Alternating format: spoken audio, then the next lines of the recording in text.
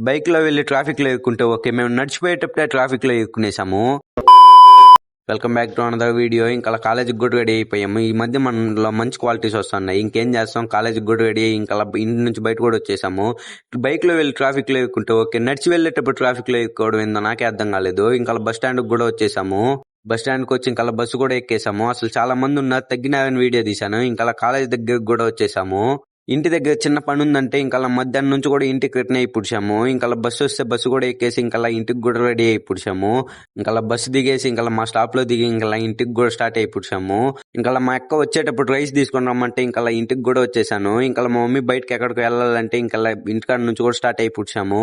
ఇంకా ఏదో పైప్ తీసుకోవాలంటే ఇంకా పైప్ షాప్ కి వెళ్ళి పైప్ తీసుకొని కూడా రిటర్న్ వచ్చేసాము.